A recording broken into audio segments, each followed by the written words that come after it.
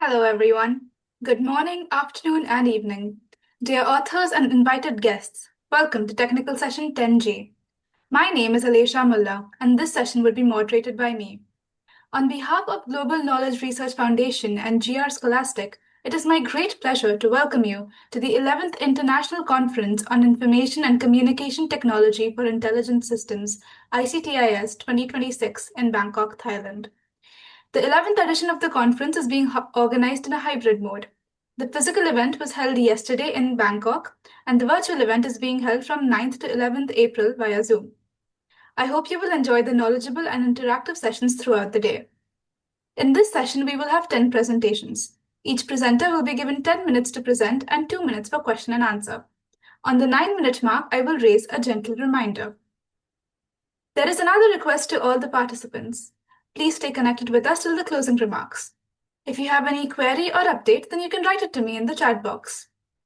Before we start the session, I would like to introduce you all to the chairs for today's session.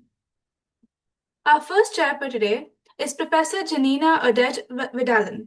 She is an assistant professor at National University of Philippines.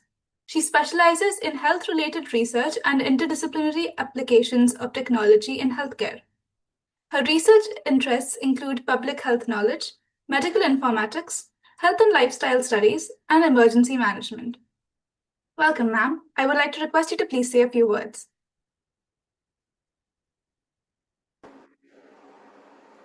Good day, everyone. Am I audible to you? Yes, ma'am. So, greetings from the Philippines and from National University. I am Janina Odette S. Vidalion, one of your session chairs in this conference. I would like to give thanks first, of course, to ICTIS for inviting me here, and I'm very delighted to witness all of your researches. As early as now, I am congratulating all of you in advance for presenting your works in this platform. So, I hope that we would continue to contribute in expanding the knowledge that drives innovation and creates solutions for a better future. Thank you. Thank you, ma'am. Our next chair for today is Dr. Shailesh Pramod Bindare. He is the head and associate professor in the Department of Computer Engineering at NBN Sihagat School of Engineering in Pune, India. With over 12 years of academic and industrial experience, he specializes in artificial intelligence and machine learning, with notable research in predictive analysis for medical healthcare. Welcome, sir. I would like to request you to please say a few words. First of all, welcome to all the participants of ICTIS Thailand 2026. I am very happy to be a session chair for you all. Hope good innovation will be showcased by each and every participant. Thanks to the management for making me as a session chair. Thank you. Thank you, sir. Without any further ado, let's begin with the papers. Our first presentation for today is by Chinmay Upadhyay, who will be presenting a novel approach to intrusion detection in IoT networks using machine learning techniques. Chinmay, you may now begin your presentation.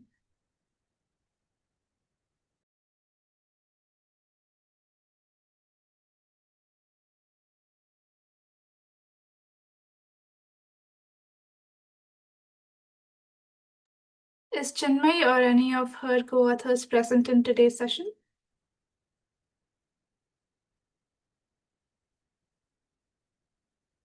All right, in that case, we'll move on to the next.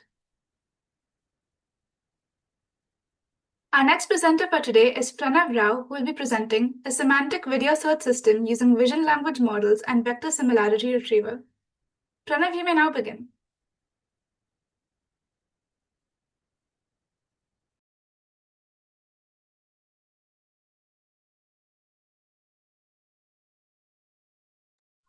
Is Pranav or any of his co-authors present today?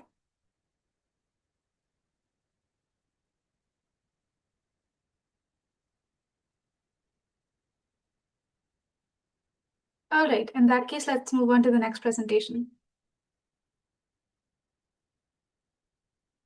Our next presentation for today will be by Esteban Gomez Torres, who will be presenting CAMSA, Context-Aware Mobile Systems with Agents, and Agentic Model-Driven Architecture. Esteban, you may now begin.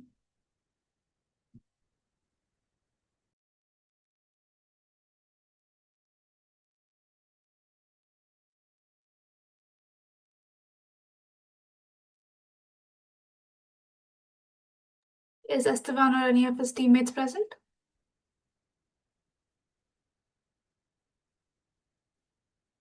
All right, let's move on.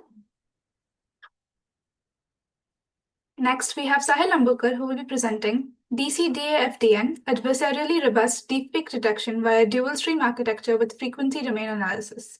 Sahil, you may now begin. Hello, am I audible? Yes, you are. Just give me a minute. I will screen share my presentation.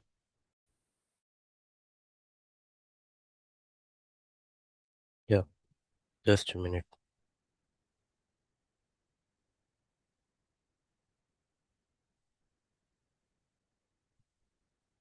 Hello, is my presentation visible? Yes, it is. Oh. So, good morning, everyone. My name is Sahil Ambukar, and I am presenting on behalf of our team from Department of Computer Engineering at PCCOE, Pune. Our paper title is DCDAFDN, Adversarial Robust Deepfake Detection using a dual stream architecture with frequency domain analysis. Thank you to ICTIS organizing committee for this opportunity. Uh, so let me start with the core problem. Advances in GAN and autoencoder based face swapping have made deepfakes increasingly convincing, enabling identity theft, misinformation, and fundamental erosion of trust in digital media. While existing CNN and attention based detectors perform well on clean data, they collapse under adversarial perturbations. Small, calculated noise that fools the model. Our work, DCDAFDN, addresses this gap by fusing DCT, frequency domain analysis, spatial attention, and adversarial training into a single robust detection system. A quick look at related work.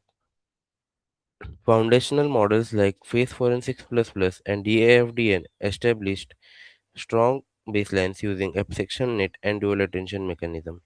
Face X-ray improved generalization by detecting blending boundaries. On the frequency side, Frank showed that defect artifacts are detectable in frequency domain even when invisible spatially, which directly motivates our DCT-based stream. And while Goodfellow and Madry established adversarial training as the gold standard defense in general vision tasks, it has rarely applied to deepfake detection, and that is precisely the gap we feel. This is the heart of architecture. So this is the heart of our contribution. We use an efficient NetB4 backbone and run two parallel streams. The spatial stream uses SRAB and FFAM attention modules to localize manipulation artifacts in the pixel domain. The DCT frequency stream applies 2D DCT on 8 into 8 blocks at stage 2 and 4 into 4 blocks at stage 5. That spatial method simply miss. The feature from both streams are concatenated, passed through fully connected layers with dropout, and classified via a sigmoid output for a forgery probability. Methodology. Going deeper into methodology, four key contributions. The first spatial trim with SRAB using max and average pooling, and FFM for sequential change and spatial refinement. Second, the DCT frequency stream for multi-scale spectral analysis. Third, a curriculum adversarial training strategy. We train on clean data for the first three epochs, then linearly increase FGSM perturbation budget epsilon from 0.01 to 0.05, combining clean and adversarial losses equally. This gradual schedule helps the model adapt without sacrificing clean data accuracy. Fourth, feature fusion via concatenation and FC layer.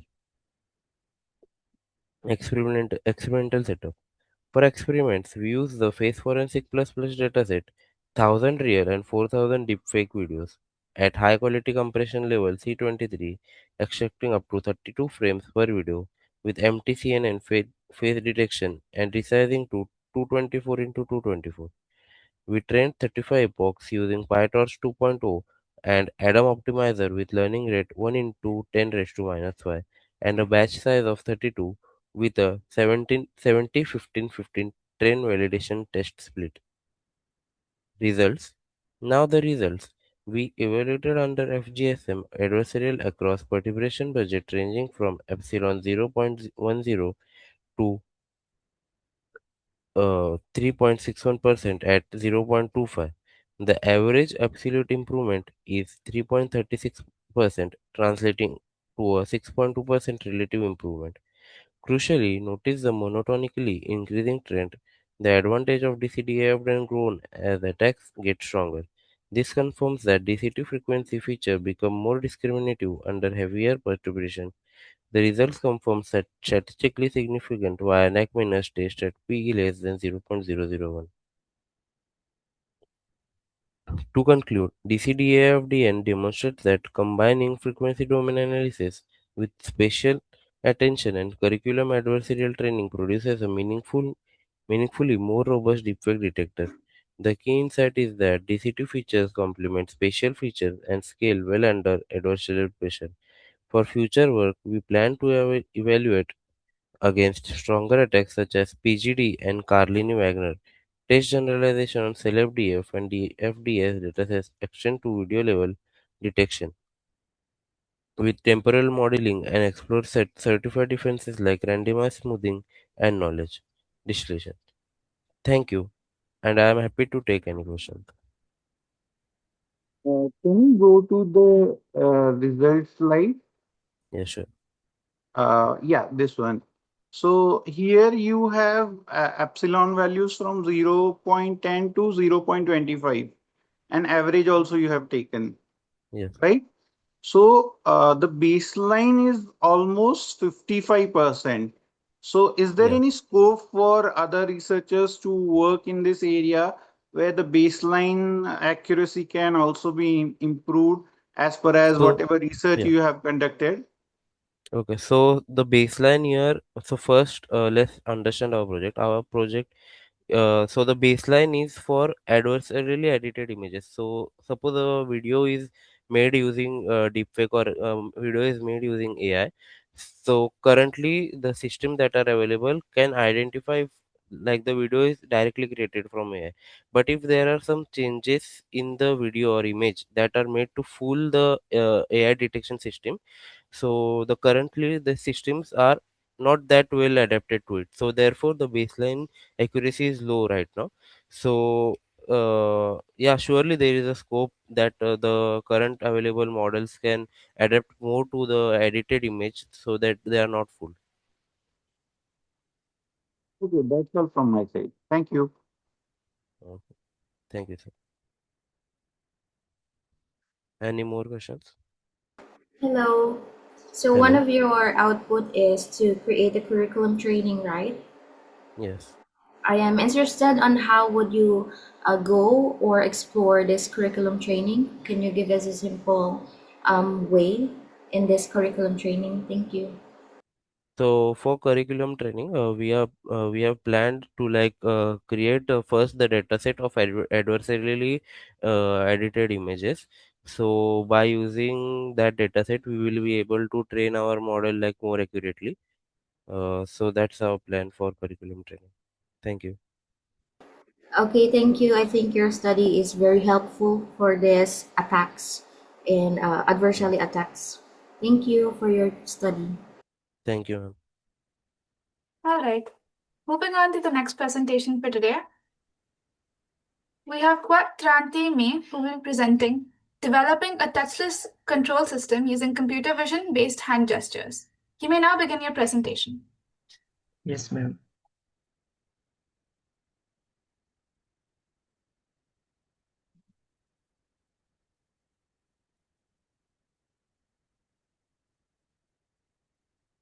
Do you see my presentation? Yes, we can.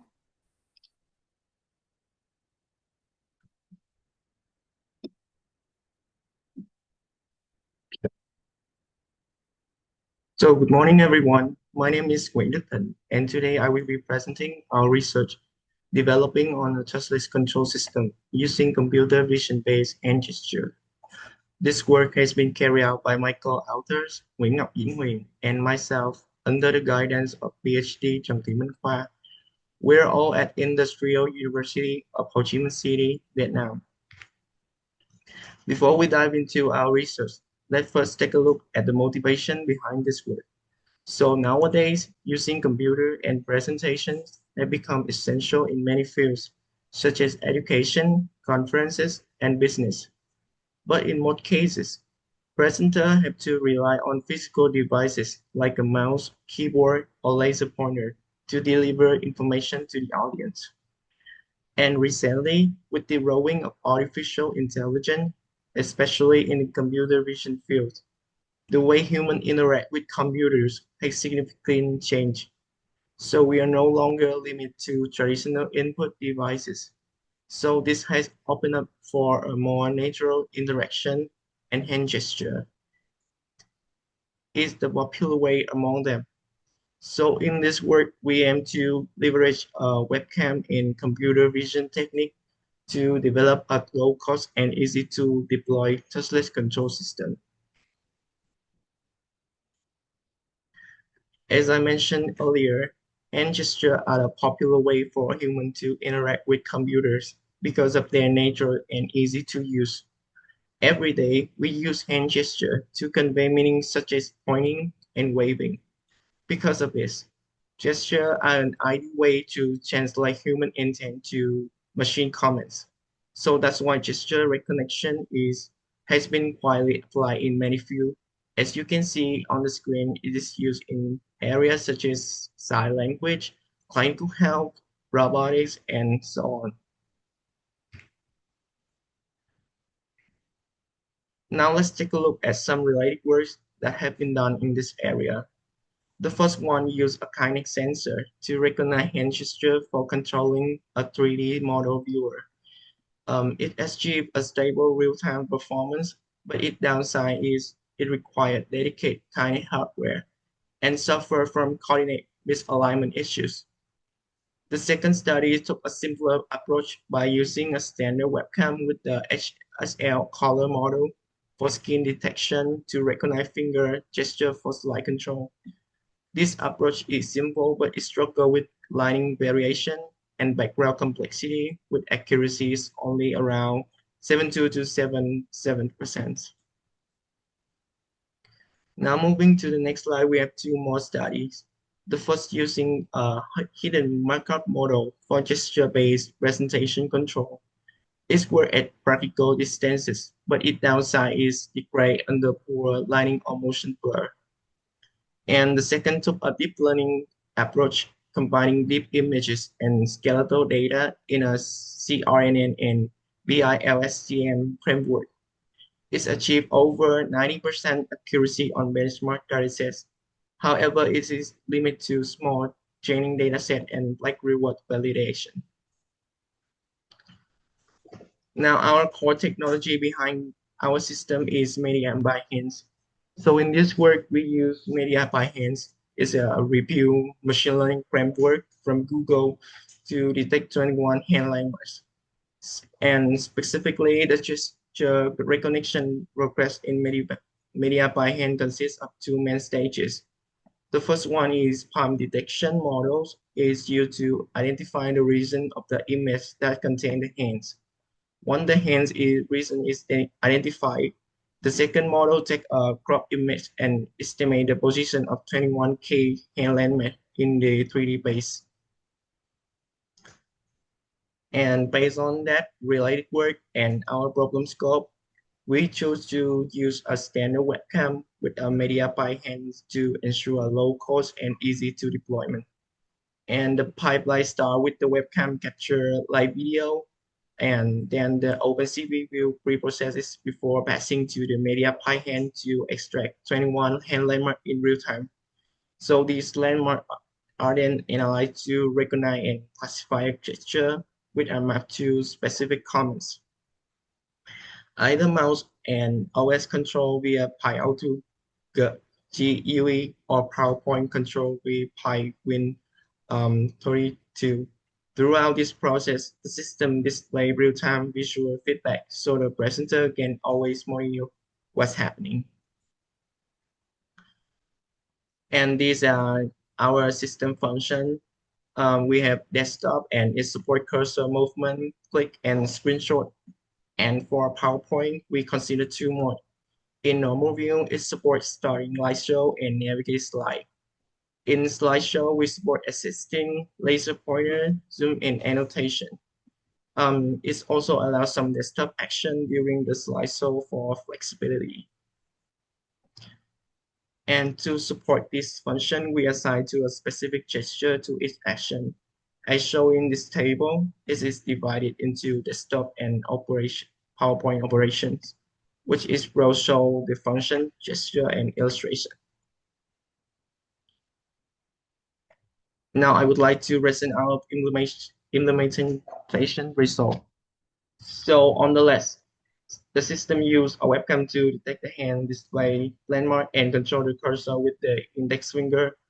And we also offer a text screenshot using gesture, which are saved to the program folder, as you can see here. And on the right, we have the mouse control function, include left click, right click, and double click. So whenever the user performs the correct gesture, the system will generate mouse event directly on the operating system. For example, here I am creating and opening a folder using hand gesture. Yeah. And move on. So this slide is show the result in Microsoft PowerPoint. And on the left, we demonstrate the gesture for navigating slide, including next and reverse slides. And on the right are the presentation control, including starting and exiting slideshow. Next, we move to the function in the slideshow mode. On the left, we have the laser pointer and annotation feature. So the user can activate a virtual laser pointer to highlight content and also draw directly on the slide using finger movement. And on the right, we demonstrate the zoom in and zoom out functionality, which have the presenter emphasize specific content. This is done by raising both hands and extending the thumb and the index finger. The system then adjusts the zoom level based on the distance between the two thumbs. So to evaluate our system, we conduct experiment with 10 users, where each gesture will perform 10 times under the stable lighting and front-facing camera setup. And we also calculate accuracy as the number of successful attempts over total trials. And the results are summarized in the table on the right. So I will now move to the chart to better show in this screen. This is our chart showing the accuracy of each gesture in our system. So as we can see, the static gesture perform best, which is the left click, starting ISO both reach 100% with auto click action around 95 to 97, and the dynamic gesture was lower.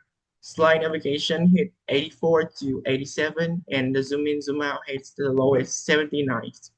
This suggests that gesture involved continuous movement are more sensitive to hand stability and lighting conditions. And to summarize this, we have successfully developed a real-time touchless control system using a standard webcam, achieve around 92 overall accuracy with no specialized hardware or large training datasets. And our main limitation is our system is sensitive to low lighting and hand occlusion, particularly for dynamic gesture. So for the future work, we plan to improve our dynamic gesture accuracy and support multi-hand interactions, and also explore learning-based methods for better capability. And for the reference section, the following are the assisting resource sources we use as reference in our study. That's it. Thank you for listening. Yeah. Hi. Can you go to your slide number 13?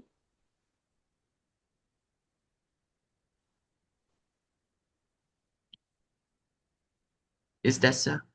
Yes, sir. Yep. Yeah. Just one curious question. First of all, it was a very nice presentation from your side. Your research is very good. Just one suggestion or question, like when you are doing a zoom in or zoom out, you may be using two hands to do that activity, right? And there Yes. the passing percentage is 79 and failing percentage is 21. So is it due to the two hands, the complexity is getting raised or something else? Yeah, I think it's based on the you like the model hands of the participant in our experiment, and also the lining condition where performing our experiment, and also our like algorithms is I think is not uh, yes, that's work very good for the dynamic gesture. So I think the zoom in zoom out is low for that reason. Yeah. Okay, thank you. That's all from my side. Yeah. Hello, can you hear Hi, ma'am. me?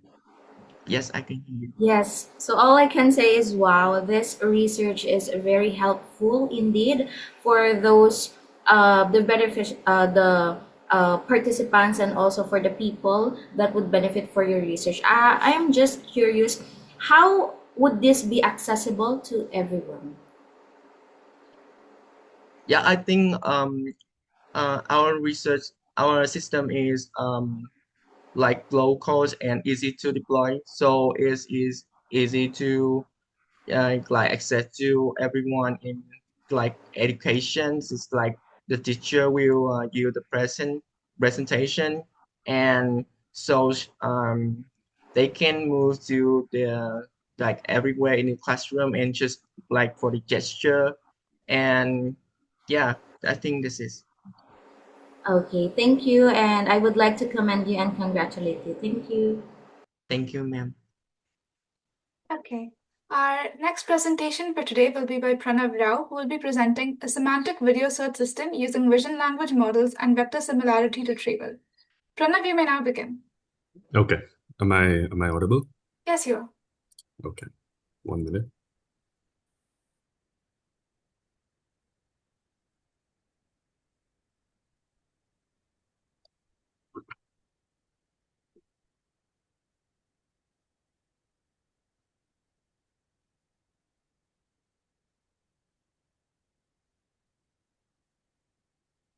Right.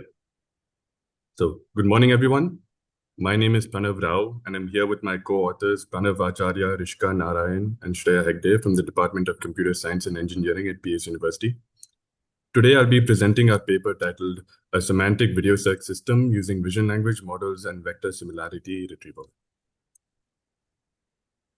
So here's a quick overview of what I'll be covering. I'll start with the problem we're trying to solve and why it matters. Then I'll walk you through our key contributions, the relevant prior work we built on, and the system architecture we designed. After that, I'll explain our methodology and finally share our results, discuss the strengths and limitations, and outline directions for future work. So what exactly is the problem? Video content is growing rapidly across domains like surveillance and media, but searching through this content is still surprisingly hard. Traditional methods rely on manual tagging, which is time-consuming, inconsistent, and doesn't scale. Keyword-based search misses synonyms, visual context, and actual content of what is happening in the video. And prior approaches that do use deep learning often require expensive supervised training or joint encoder optimization. Our goal was to build a system that lets a user simply type in a natural query, something like find the scene with the red car, and the system returns the exact video timestamps where that content appears.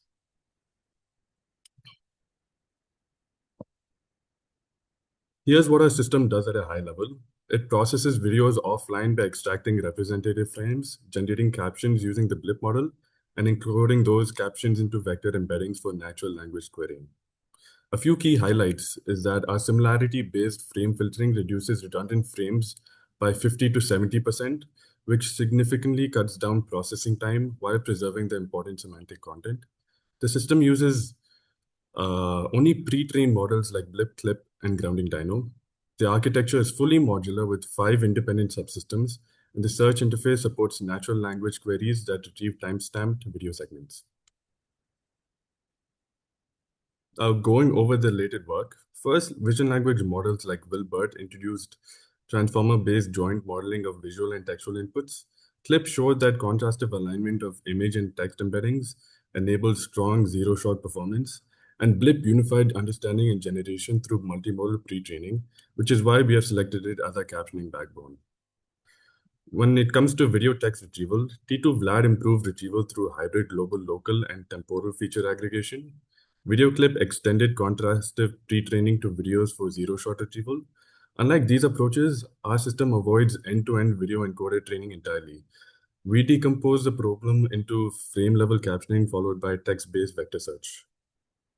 When it comes to semantic search and dense retrieval, Glove demonstrated the value of distributed word embeddings and GPU accelerated approximate nearest neighbor techniques. This enables scalable search over high-dimensional vectors. Now, coming to our system architecture, the backend processing engine handles the core pipeline, which includes frame extraction, object detection with grounding dyno, caption generation with blip, and embedding computation. The vector database layer uses Pinecone for scalable storage and approximate nearest neighbor search, with rich metadata like timestamps, captions, and video identifiers stored alongside each vector. The storage and streaming layer manages raw videos, extracted frames, and generated artifacts. The bottom row shows the end-to-end pipeline. A video comes in, we sample and filter frames, run object detection, generate captions, compute embeddings, index them, and then at query time, the user's natural input is matched against the embeddings to retrieve the relevant timestamp segments. Coming to the frame extraction and object detection, you can see our frame extraction process. We sample frames at a fixed interval, then compare each new frame against the last accepted frame using a similarity measure.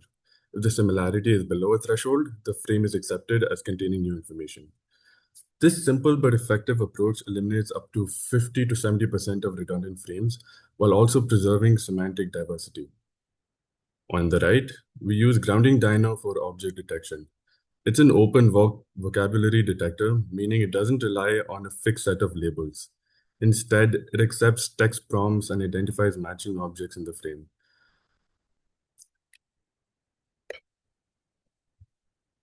Coming to the captioning, embedding, and retrieval. For captioning, we use Blip in two complementary ways. Scene-level captioning generates holistic visual summaries of the entire frame. Our object-focused captioning takes the regions detected by grounding dyno and generates attribute-rich descriptions for each object. These captions are then encoded into a dense vector embedding using BGBase EN version 1.5. The embeddings are indexed in Pinecone, and at query time, the user's query is matched using cosine similarity. We also apply duplicate filtering at both the frame level using histogram comparison. The table at the bottom summarizes the three core models that we use.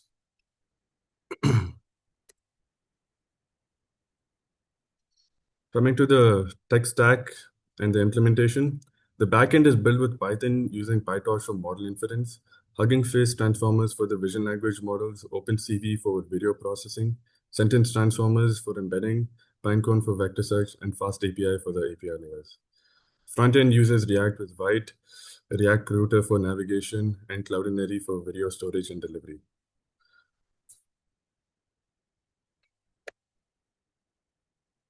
Now for our results. We evaluated search effectiveness using a manually constructed ground truth dataset of 100 natural language queries across 10 videos. Our recall results are as shown in the PPT. This tells us that while the top rank result isn't always the best match, relevant video segments are consistently found within the top 10 results. This speaks to the accuracy of the retrieval pipeline that we have developed. All experiments were run on Google Colab with an NVIDIA Tesla T4 GPU.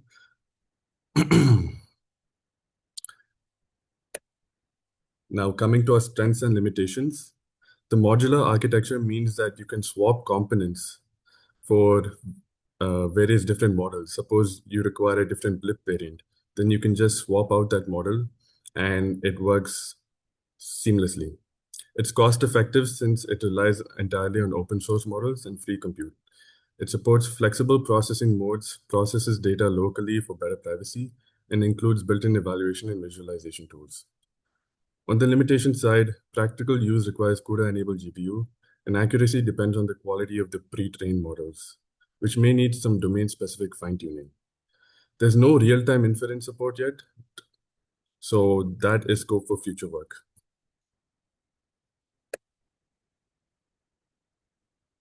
Looking ahead, we have identified 4 different directions where this can be improved upon. First is improving temporal reasoning. So adding temporal modeling would help understand the sequences of events. Secondly, optimizing models for edge deployment so the system can run on resource-constrained devices without cloud dependence. Third, expanding metadata support to include things like audio transcripts, scene transitions, and multimodal fusion.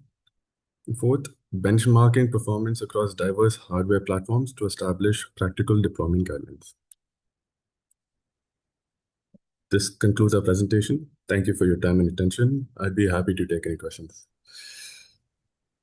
It was a nice presentation, Pranav. Can you go to the slide of recall where you showcase the results of recall? Yeah, 1 minute.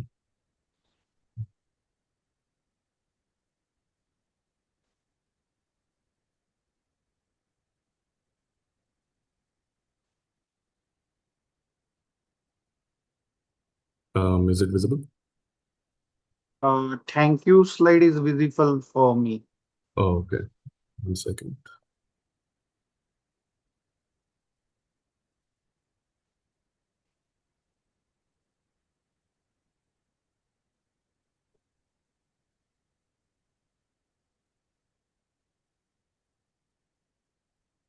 Yeah. So it is really a nice work what you are doing.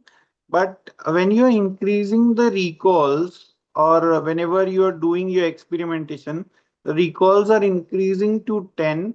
The values are also getting increased. So any specific issue which the other researchers can focus on when they will do the research on the same area? Right. So basically, it's increasing because recall at 1 takes in only 1 output value. So this is basically a ranking issue, not a retrieval issue. Other researchers, if they want to improve in this direction, they can perhaps improve the ranking functionality that we've implemented for recall. Okay, thank you. That's all from my side. Thank you. Hello, my question is, how did you validate your tool? We validated our tool by creating our own custom ground truth dataset with about 100 natural language queries across 10 different videos. Since it's a custom pipeline where it tests both retrieval accuracy and relevant semantic matching accuracy, we could not find a appropriate benchmark dataset like MSR VTT. So we created our own dataset, and these are the results that we found with our dataset. Okay, it's good. It's good. Thank you. Okay, thank you. Next up, we will have Deepali Lokare, who will be presenting Future Research Directions in AI-driven Privacy Policy Compliance Analysis and Privacy Protection Frameworks. Deepali, you may now begin. Oh, thank you.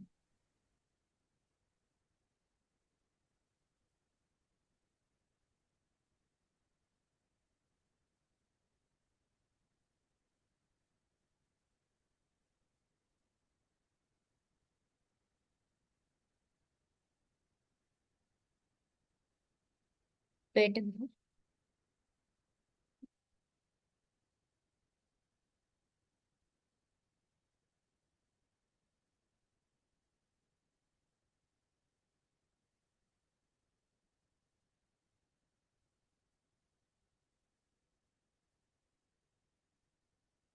My screen is visible.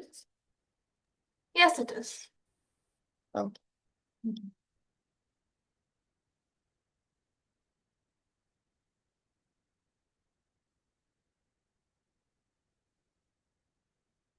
Good morning, everyone. I am Deepali Logre, here to present my research on future research direction in AI-driven privacy policy compliance analysis and privacy protection framework.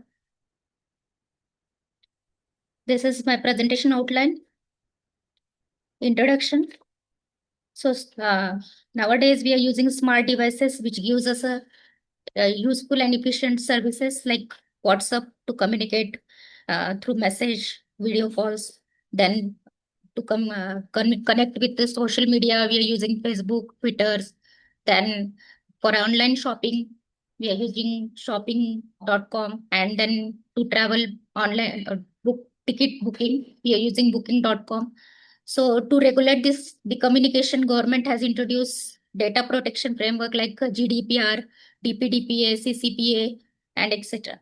And while organization publish privacy policies, as organization publish the privacy policies that are lengthy, complex, and difficult to understand, and written in a dense legal style. So the core problem here is user frequently accept the policies without fully reading and understanding how their personal data is collected and shared. So here in our research, we have done analysis on these 4 methods. So first is manual analysis, visualization approach, NLP and machine learning, and LLM and RAG. So here manual analysis is historically policy analysis were performed manually by researcher or auditor, and a task that was complex and prone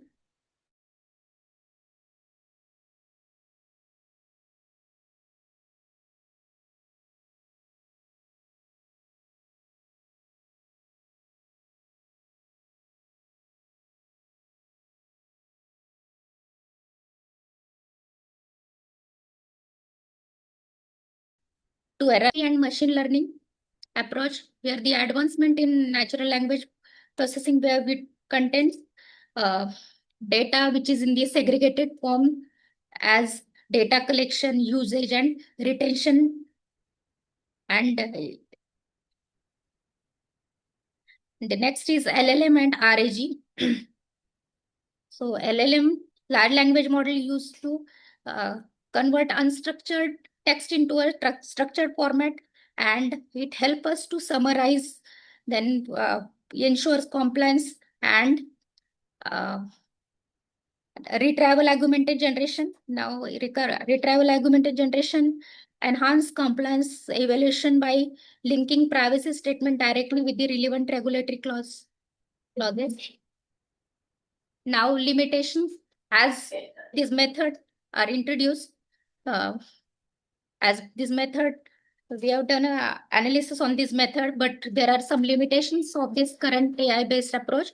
So the first limitation is limited data set, as current model often rely on limited data set that do not adequately represent critical industries like healthcare. So these data sets are not available. Then prompt dependency. So as LLM, we have to give a prompt to the LLM. Based on that, if there is a slightly change in prompt, can alter the compliance analysis. Then retrieval augmented generation inaccuracy, where it based system risk, generating inaccurate compliance evaluation if the retrieved regulatory information is incorrect. Then no standard metrics is available to measure the accuracy of regulatory compliance. Then lack of expert validation. So existing tool lack essential validation from legal expert, regulatories, or policymakers. So for these limitations, we have done the future directions. So the future directions are based on privacy policy compliance and user-centric privacy protection. So divided in 2 parts. The first is privacy policy compliance. So here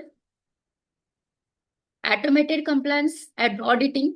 So you're developing system to continuously scan on an organization's privacy policy to automatically verify the presence of essential regulatory requirement, where our system is continuously scanning the privacy policies of service provider, and it checks whether it is according to the regulatory framework or not. Then dynamic regulatory mapping, creating AI system that track new laws and automatically map updated privacy policies. Statement, identify compliance gap. So in the regulatory mapping, it checks whether the law get updated, that can be included in the privacy policies or not. Then benchmark platform, it sets a limit where it building a tool to measure and compare organization based on transparency, data minimization, potentially creating a ranking index to ensure privacy friendly policies. Then fourth is policy practice consistency. As his research method to analyze the transmission of data and network traffic to ensure an application, the actual behavior aligns with the stated behavior.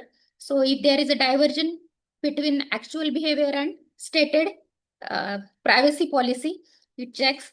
Then regulatory impact assessment, using AI technique to determine the impact that new privacy regulations have on the organization to operate. Then in second type, that is user-centric privacy protection, where first is privacy bargaining, where it is take it or leave it. So here we negotiate, means in this, our method negotiate the amount of information we share with the service provider, personal information. Then privacy preserving AI system. So AI technique that allow data processing without exposing sensitive information. Here we are using it is used here federated learning and differential privacy to gain insight while maintaining user privacy. Then next is personal data ownership. We are developing user-centric framework. Potentially, we are using a blockchain technology to let user grant or revoke the access. Then privacy risk prediction.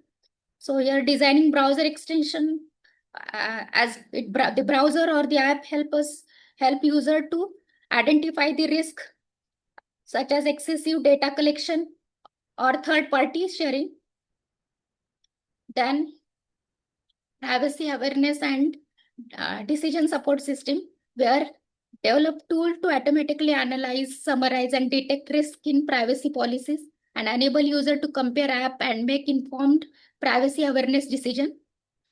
Privacy protection for emerging technologies, as we are using new technology, that is IoT, then smart vehicle, then smart devices, which collect more data. And in that case, a future research should develop a framework to protect user data and manage secure data sharing. Then privacy scoreboard and privacy label. So these develop a privacy label or a scoreboard that clearly summarize key privacy practices of a product.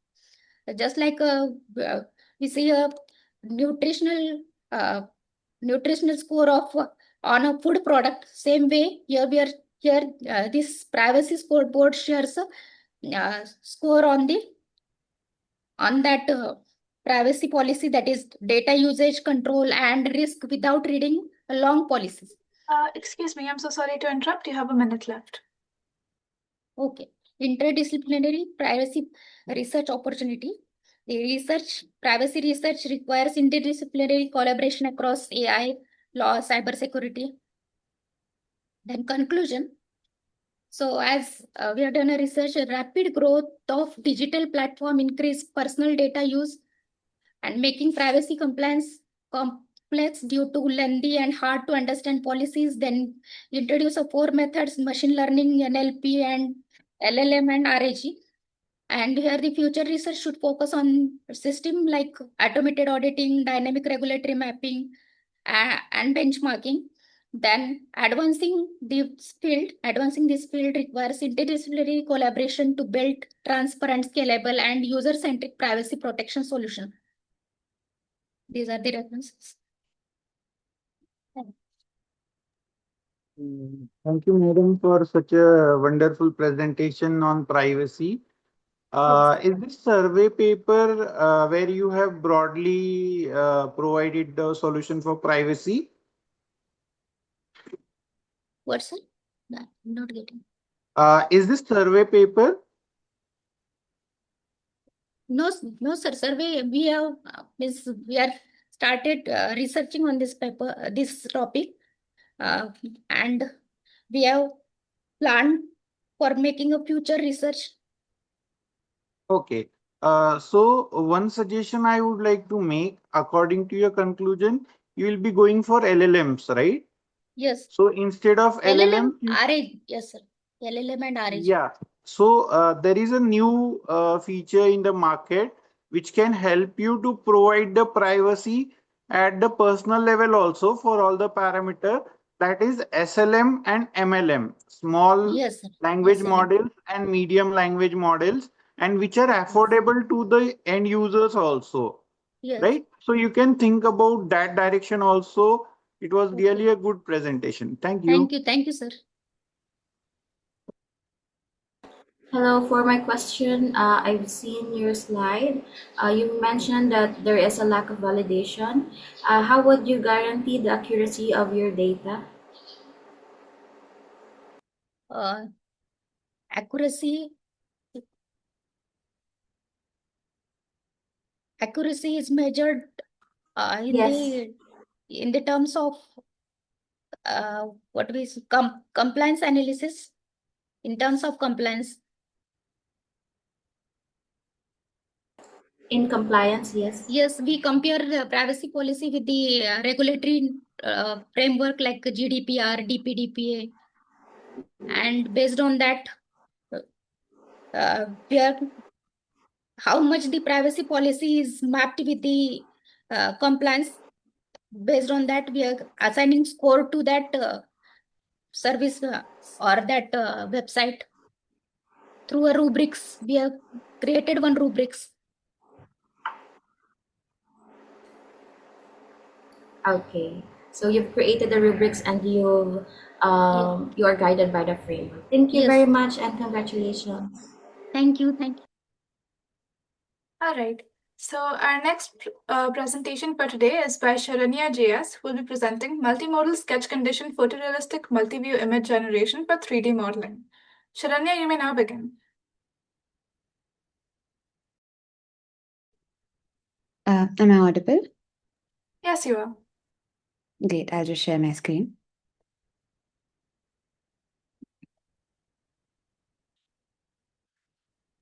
A very good morning to everybody in the meeting. My name is Sharanya, and on the behalf of my co-authors from PS University, Bangalore, I am presenting our paper titled Multimodal Sketch Conditioned Photorealistic Multi-View Image Generation for 3D Modeling. To give you a gist before I begin, sketches are a useful tool for creative expression, rapid prototype building, and a medium of simplified communication. The ease of use of sketches is what provides us the motivation to explore converting sketches into a better visualization by utilizing three-dimensional modeling, which brings me to our problem statement. Yes. So sketches are a useful mode of communication and has its applications in various fields such as architecture, design, healthcare, and education, and many, many more. However, converting these sparse 2D line drawings into usable 3D representation still remains a hard open problem. Our existing approaches suffer from two key bottlenecks. The first one being the requirement of dense multi-view image sets for training. And the second one is the lack of photorealism.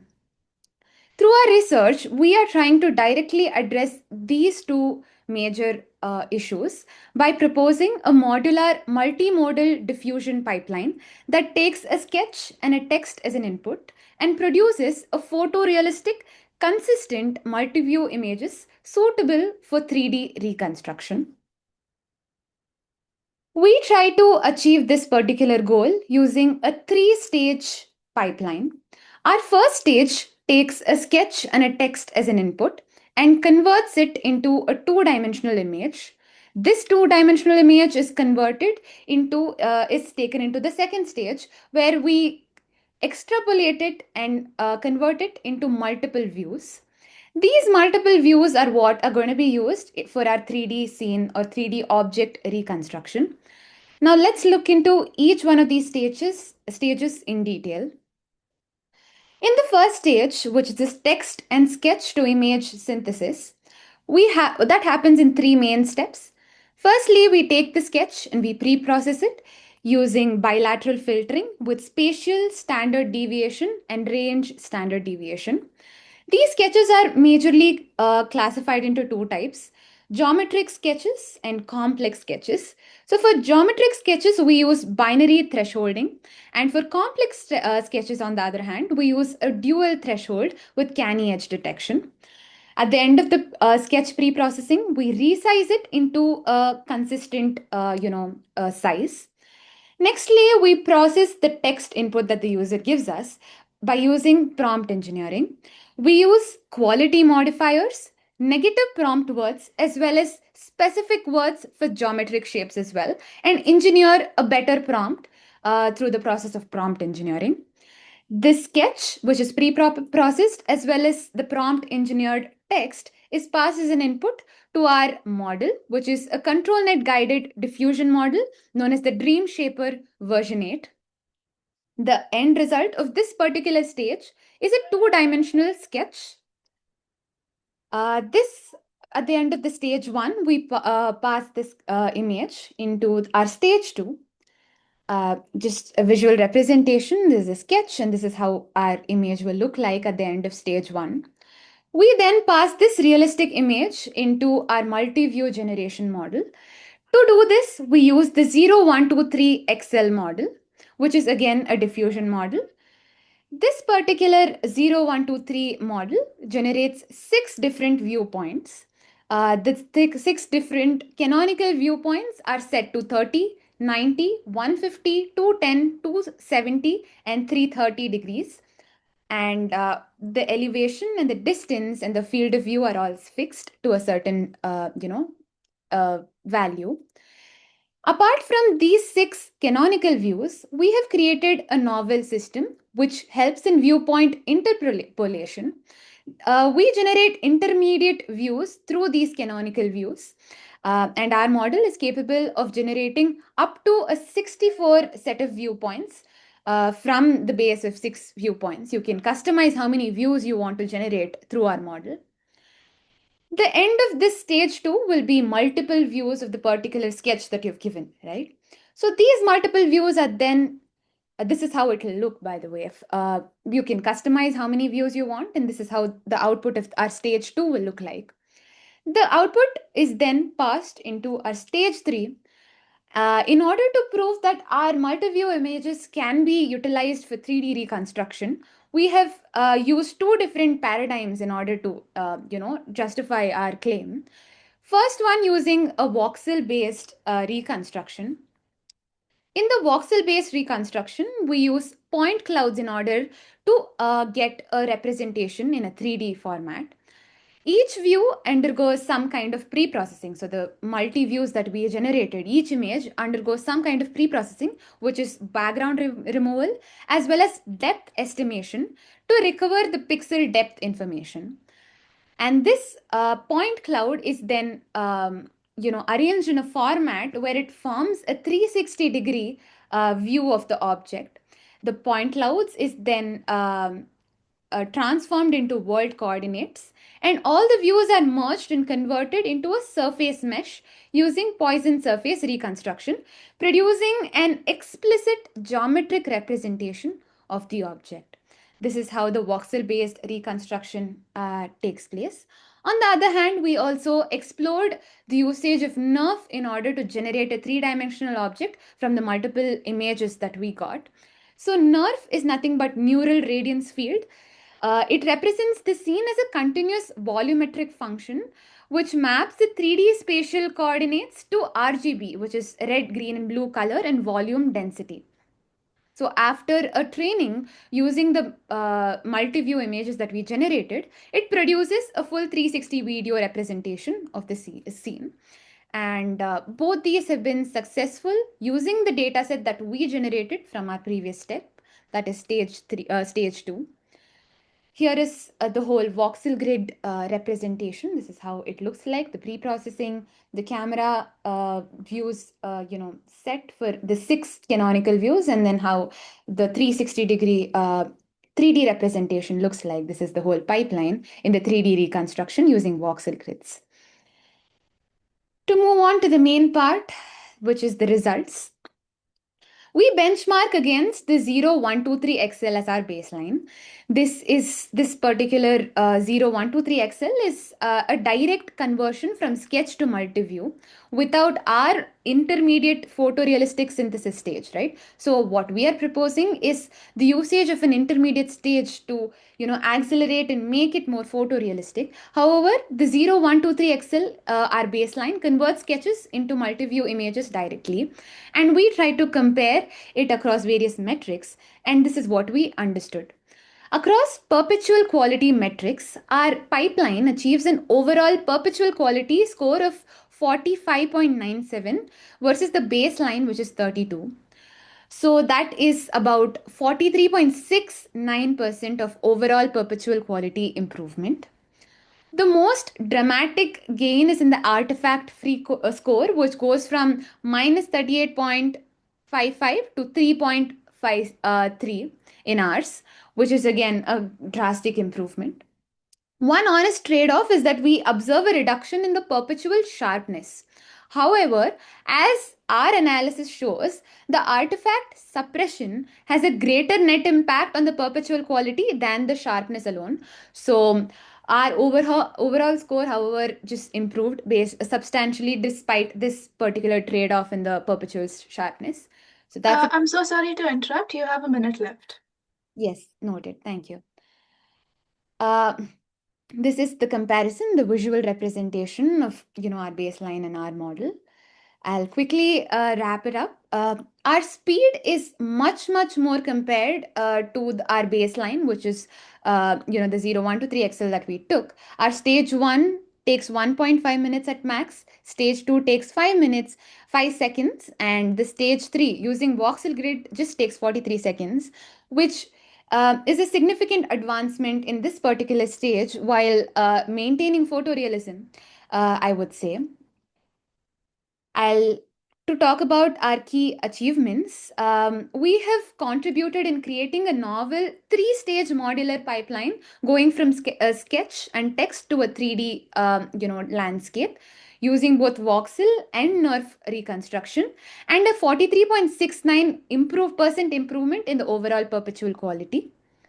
For future directions, we see clear areas where it can improve. The first one being that our project is very centric towards a particular object. It can be extended to a scene level or a multi-object generation. And I have listed down a few more areas where this can be improved.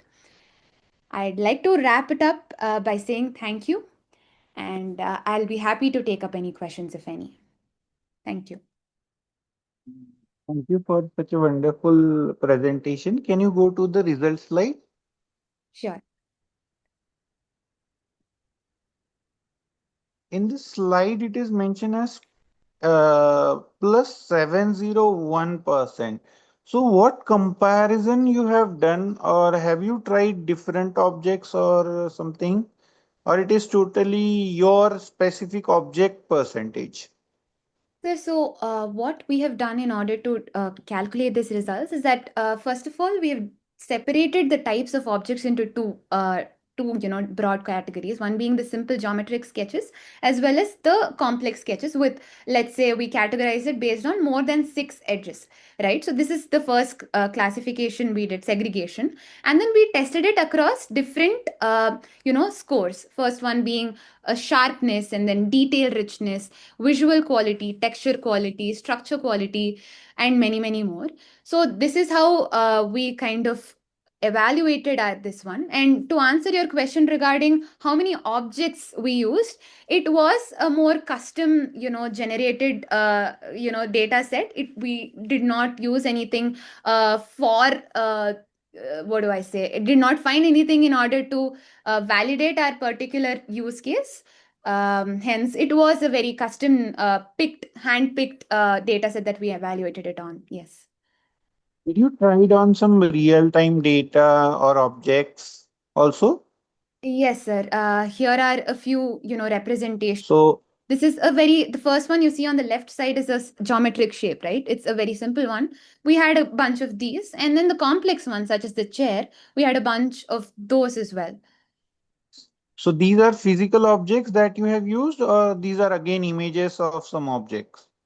So like, since the input to our model is a sketch, so yes, we found the sketches and we passed the sketches the input. Yes. Okay, thank you. Thank you, sir. Okay, so for me, I really enjoyed your presentation. It's very creative. I do not have any questions. Thank you. Thank you. Thank you so much. All right. So moving on to the next presentation for today, we will now have Arisu Prabhu VS, who will be presenting Net Sentinel's Network Security Practices for Surviving. You may now begin your presentation. Okay.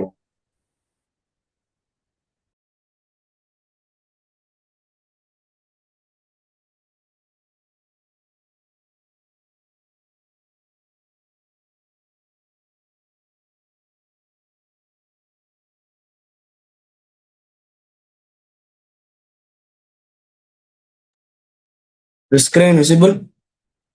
Yes, it is. Okay, ma'am. Good morning, everyone. I'm Arasu Prabhu, and along with my co-author Balasubramanian from Department of Information Technology, today we are going to present our paper titled Net Sentinels Network Security Practices for Surviving. This project focuses on improving security in small and medium scale networks. This is the outline of my presentation. I will cover objective, problem domain, existing system, proposed system, architecture, modules, and results.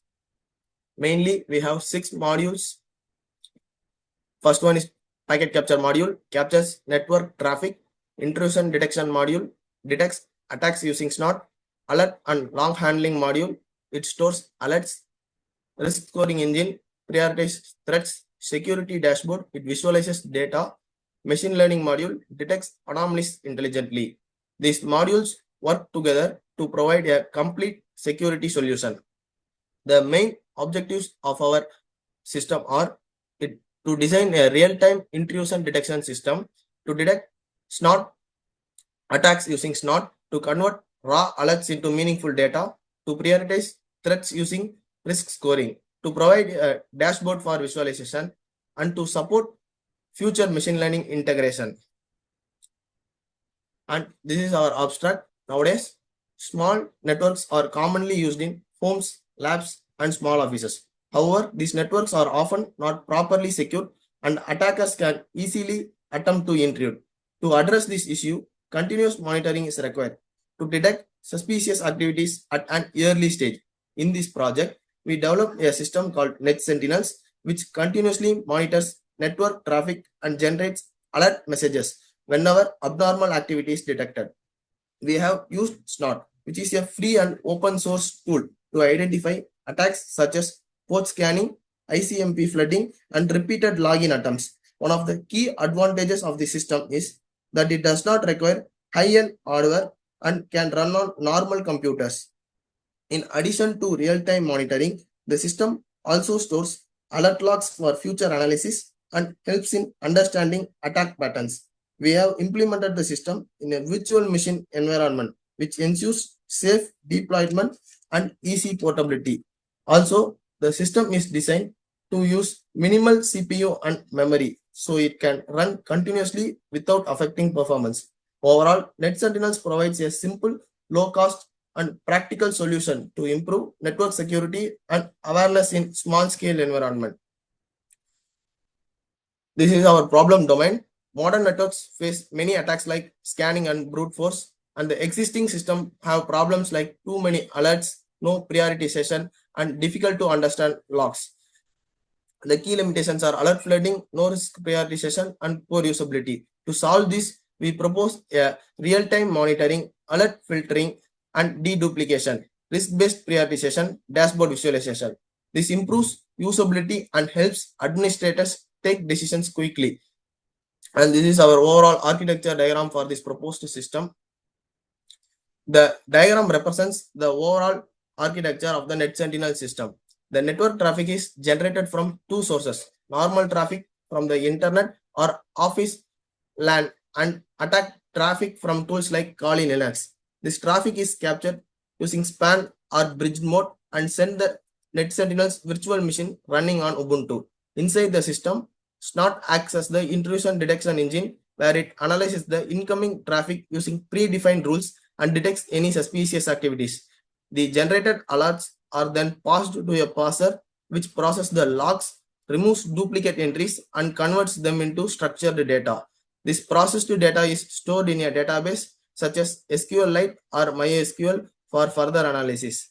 The stored data is then visualized using a Flash-based web dashboard, which allows the administrator to monitor network threats in a real time through a browser. Additionally, responsible scripts can be used to take automatic actions such as blocking malicious traffic using firewall rules. Overall, the system provides real-time detection, processing, and visualization of network security threats in an efficient, user-friendly manner.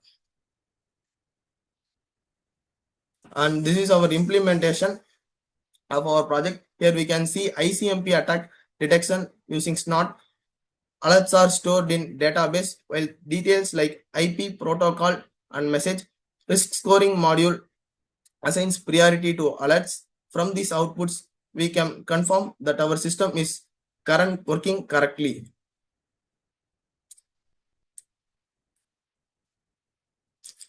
In conclusion, NetSentinels is a low-cost, effective system for network security. It detects attacks, prioritizes threats, and provides clear visualization. Thank you for giving me this opportunity, and I am ready for this question.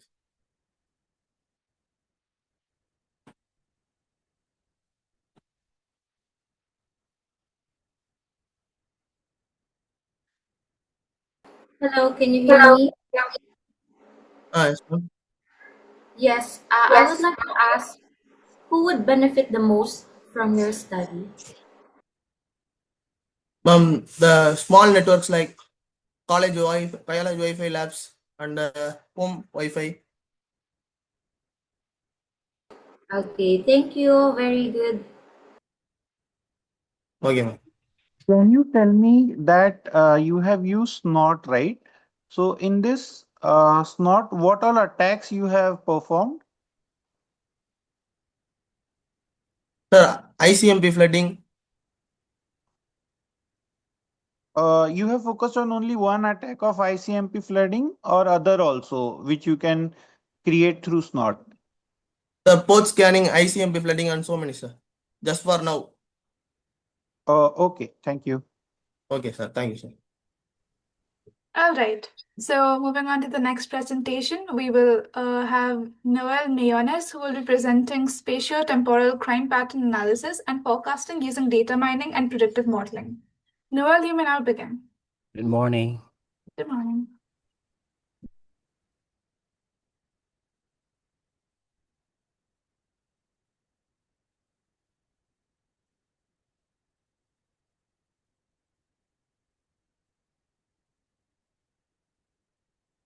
So, good morning, everyone. Thank you so much for this opportunity to present this paper in this organization. So, the title is Spatio-Temporal Crime Pattern Analysis and Forecasting Using Data Mining and Predictive Modeling.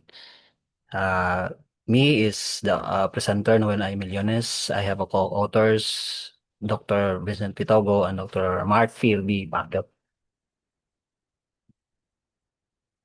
Outline, introduction, review of related literatures, methodology, experimental result, and then conclusion. So, Philippines ranks 33rd in organized crime list. That is according to the Global Crime Index 2025. So despite even of the advanced technologies that we have today, more police stations uses traditional blotter books. So in connection with that, crime continues to be persistent in social issues, particularly in Caraga region, here in part of the Mindanao, wherein it recorded 86,000 crimes incidents from 2016 to 2024. To address this problem, the researchers use these methods, data crime prevention solutions. So predictive analytics improves crime preventions only when combined with other prevention strategies and interventions. It's because information drive alone is not enough. It should be coupled with predictive analytics. So this paper provides the hotspots and also the prediction of the review of related literatures. We have digital crime reporting and GIS-based analysis. So these are the paper presented according to Magheri and McVie. Effective crime analysis requires accurate and timely data, which often weakened by manual reporting. We have also kernel density estimation as a widely used for identifying crime hotspots and patrol priorities. That's according to Kunade et al. 2020. So studies emphasize that crime analysis deepens quality, which allows law enforcement to visualize and concentrates. Hotspots map supports patrol planning. However, this literature notes that specials are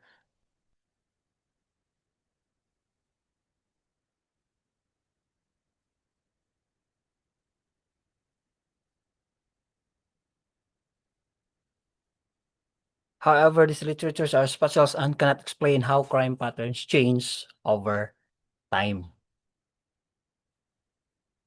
So that is why we have crime forecasting, spatiotemporal analysis, and data mining. So crime forecasting shifts policing from reactive to proactive, which can help in forecasting crimes, and which further enhance the understanding by combining where and when crime occurs, which also uncover recurring crime patterns that supports strategic planning.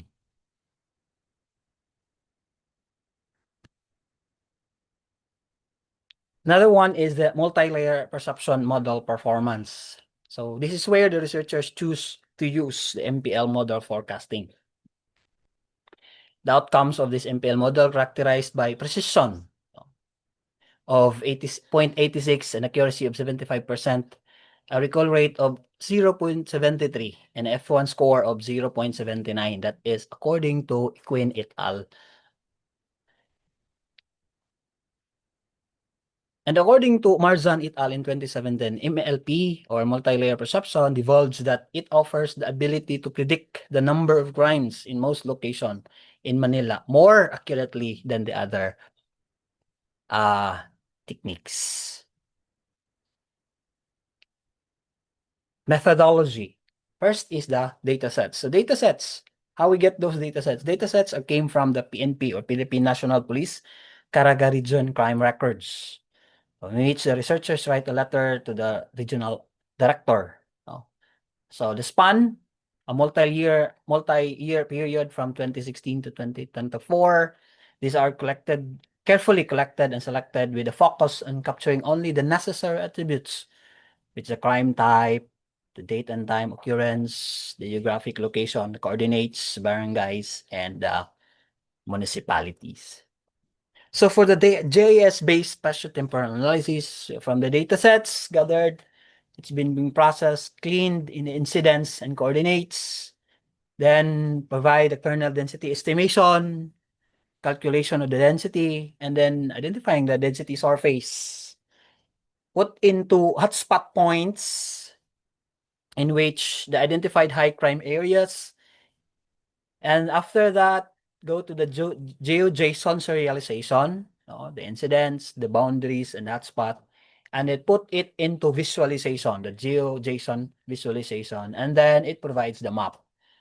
So shows sample of the map, the Marzan et al.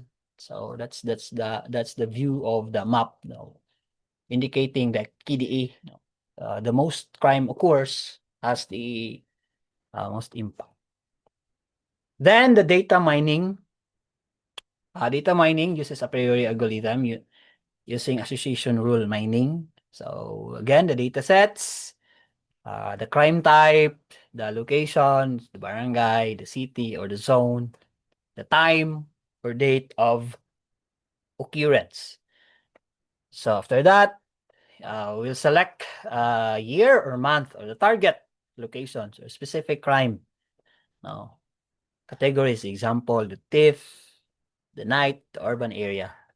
So after that, it processes on the a priori analysis using association rule mining, following the formula of the association rule mining, and the confidence. Also the lift to identify the occurrences if this one occur, moreover, the others will occur. Then after a priori analysis or using association rule mining, then provide the result representations. So discovered rules reveal crime patterns and co-occurrences. Results are visualized in dashboards for actionable insight. Then for the forecasting, so the multi-layer perception. So from the data sets processing, it counts the monthly crime, clean the data and remove missing invalid entries, aggregate groups incidents by month, and normalize by scaling the values using the min-max scaler for neural network training. And then proceed to the sliding window construction. It converts time series supervised learning formats used the previous month to predict the next month. And then the MPL regressor model, the neural net, where it trained the historical data, hidden layers, then learns way to minimize prediction error using the forward pass. Each layer computes based on the formula.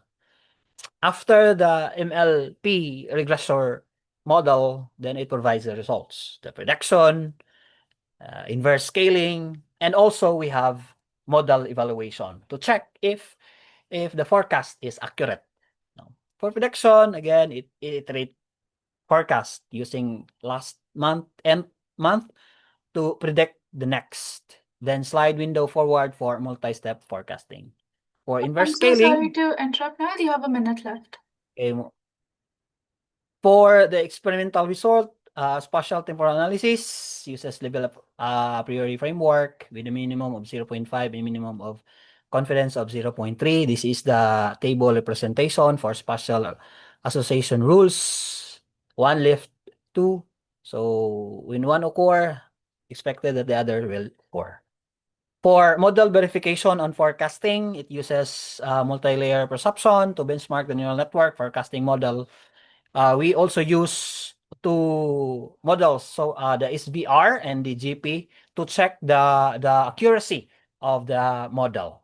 And the result shows that the MPL provides more accurate and less error in terms compared to the two model. And also the spatial temporal visualization and hotspot analysis. This is where the dot shows, the color blue shows the incidents that occurs on the area.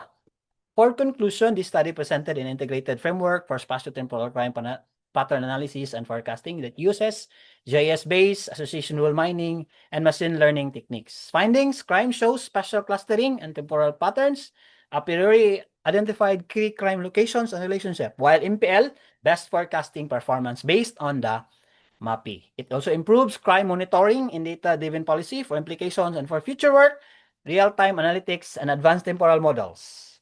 Thank you and good morning. Nice presentation by you. Have you used any GIS tool for plotting of those crime-related areas? What, sir? Have you used any GIS tool to plot the crime-related areas? I'll just use those three models, sir. Okay, thank you. Thank you. Hello, ayan kabayan. Mahusay, no, in English, very excellent.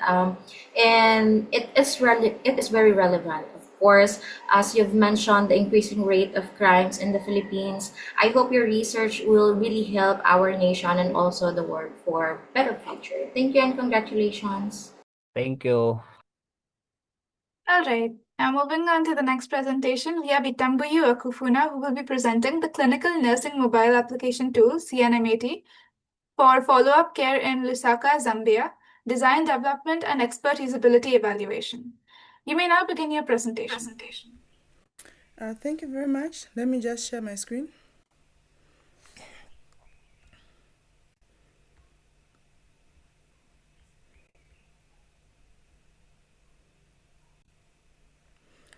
Is my screen visible? Yes, it is. Sure, thank you. Good morning, everyone. So I'll take you through my presentation titled Clinical Nursing Mobile Application Tool for Follow-Up Care in Lusaka, Zambia, Design Development and Expert Usability Evaluation. My co-authors are Dr. Mayumbo Nyerenda, Dr. Ruth Wahila, and Dr. Marjorie Kavinga Makukula from the University of Zambia. So this is the presentation outline. So the increasing problem of non-communicable diseases coupled with a lot of post-acute surgical conditions requires a shift towards more decentralized healthcare delivery models. Not to say that traditional models are bad, but I think they need complementing models to help. So this is vital in settings like Lusaka, Zambia, where have limited resources and where you find healthcare systems face significant limitations such as long waiting queues, heavy workloads for healthcare workforces, and patients have to travel long distances just to seek follow-up care or reviews. So these approaches have the potential in addressing gaps by providing accessible, patient-centered follow-up care direct to the patient's homes instead of the patients having to go to the various hospitals. So my team thought by leveraging on mobile health technologies, where we thought of developing a clinical nursing mobile application care, which aims to bridge the existing gaps in clinical nursing follow-up care delivery. We believe this will contribute to better healthcare outcomes for patients transitioning from tertiary hospitals to home care.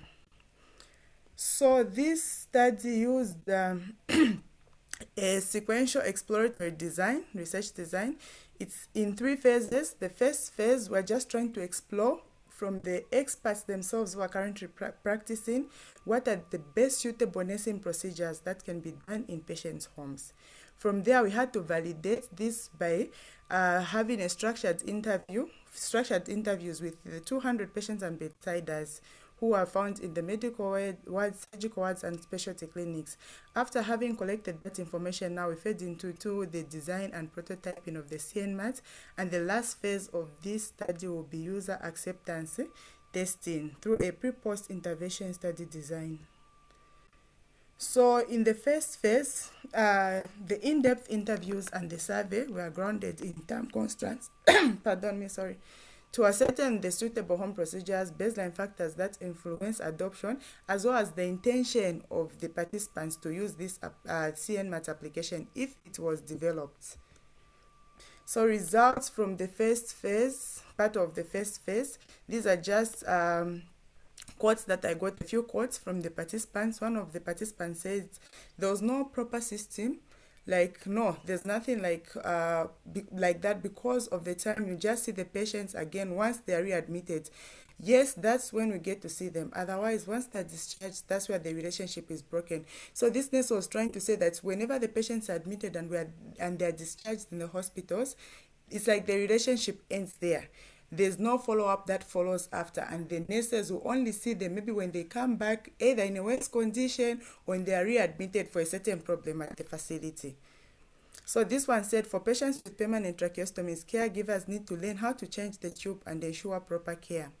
Part of the common conditions, chronic medical conditions that came out of which the experts felt they needed home-based care were diabetes mellitus, cancers, stroke, as well as hypertension. Just to mention but a few. I'll go to the next slide in the interest of time. So for the descriptive statistics, we found out that owning a smartphone with having tertiary education, these were the most significant predictors of the CNMAT acceptance and intention to use among the study participants, with both factors showing a strong association at a significant level of the p-value of less than 0.01. A student test was also conducted to associate the mean willingness scores, and the results showed that caregivers had a mean willingness score of 3.2, which was higher compared to that of patients, and a p-value of greater than 0.03. This really showed us that I think the caregivers had more buy-in to using this application if it develops compared to the patients. Probably it's because of the workload and what they have to live at home, their work schedules, their life schedules, to attend to their relatives or patients in the hospital. So they thought if this app was developed, this would help them. Also, the 95% confidence interval from these results suggests that caregivers perceive the high usefulness of the CNMAT for follow-up care. A Fisher's exact test was also done, and it indicated that education level and smartphone ownership were the most dominant predictors of CNMAT acceptability, both representing a strong effect size in relationship between digital literacy and the mobile health readiness if the application is developed. So that was the phase 1 part, and we now went to developing. After we got that information, we now went to developing this CNMAT. So in phase 2, we used a design research cycle that we used. So we did 2 cycles with 4 expert clinical nurses. In cycle 1, this just helped us to establish baseline usability of the CNMAT prototype and identified critical technical failures, whereas cycle 2 served as the correction phase to improve on the technical errors that we found, and we had to integrate the fixes that were suggested for clinical integrity and nurse safety. So this is just a table showing the comparison analysis of the CNMAT prototype from cycle 1 and cycle 2. In cycle 1, the task completion had an error, a system error, so most of the clinical nurses couldn't accept a request. If a patient sent a request on the application, they couldn't accept it. But in cycle 2, this was refined and there was 100% success.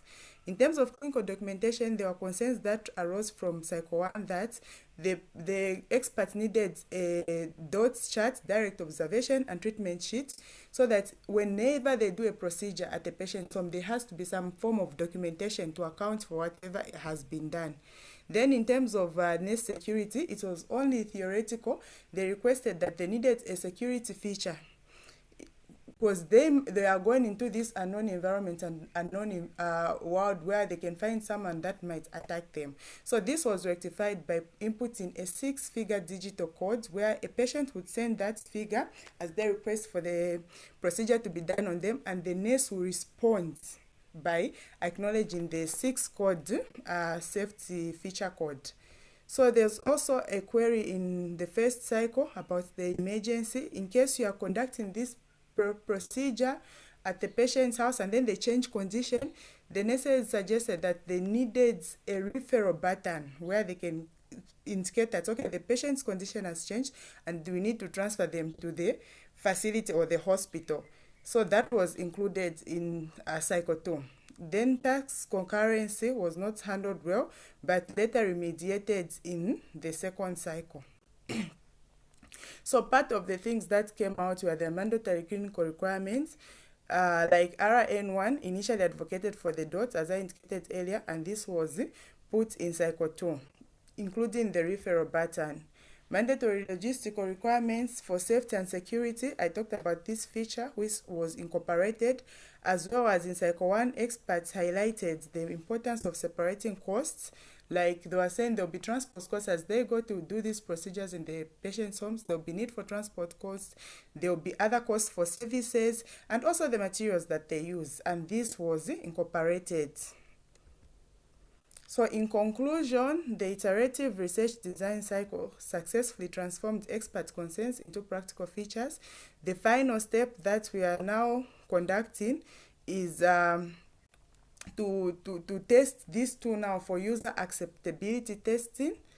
So the limitations of the study are, I know we used a sample size of 4 clinical experts used, which might not be representative in terms of the full spectrum of digital literacy among all clinical nurses in Zambia, but it was suitable for the formative usability testing and prototype refinement. I'm so sorry to interrupt. You have a minute left. Thank you very much. Long-term or future directions, the policy CNMAT prototype will be is ready for user acceptance. That's the last phase, and it will use adapted questionnaires prescribed by usability validation, utilizing the system usability scales and the MAUQ. In the near future, the interoperability of the CNMAT with the Zambian electronic health records will be investigated. The implementation of this will require technical certification from our Zambia Information Communication and also Telecommunications Authority Board, which is ZICTA, as well as professional validation from the Nurses Midwifery Council to ensure there's clinical nursing accountability and we're adhering to all the requirements that are needed. I would love to thank my supervisors for the tireless work that they've done with their steady hand throughout the process. And these are my references. Thank you. Really a good one, madam. All the presentation was very nice, and all the best in future for your prototype. No questions from my side. Thank you very much. Hello, thank you for your presentation. I really hope that this will help the medical field in your region and also to the world. Thank you for your presentation. I have some questions as well. Thank you. All right. Now we'll move on to the next presentation. Next, we have Chinmayi Padhya, who will be presenting a novel approach to intrusion detection in IoT networks using machine learning techniques. Chinmayi, you may now begin. Thank you very much. Am I audible? Yes, you are.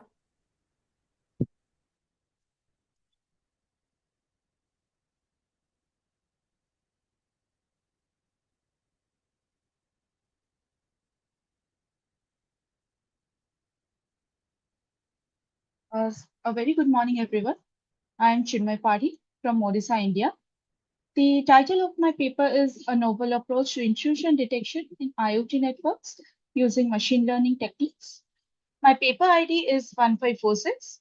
My co-authors are Himanshu Mohan Padhi, Pranati Mishra, and Naveen Kumar Nag. Starting with the introduction, IoT connects billions of devices such as smart homes, healthcare systems, and industrial networks. However, these devices are highly vulnerable due to limited computational power, heterogeneous architecture, and weak security mechanisms.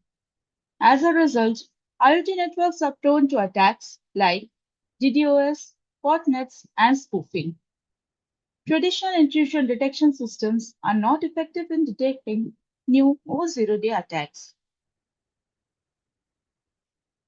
The problem statement addressed here are signature-based IDS can detect known attacks efficiently, but fails to identify new or unknown threats and requires frequent updates.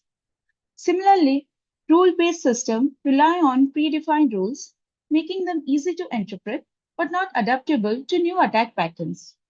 Performance depends on quality and completeness of rules.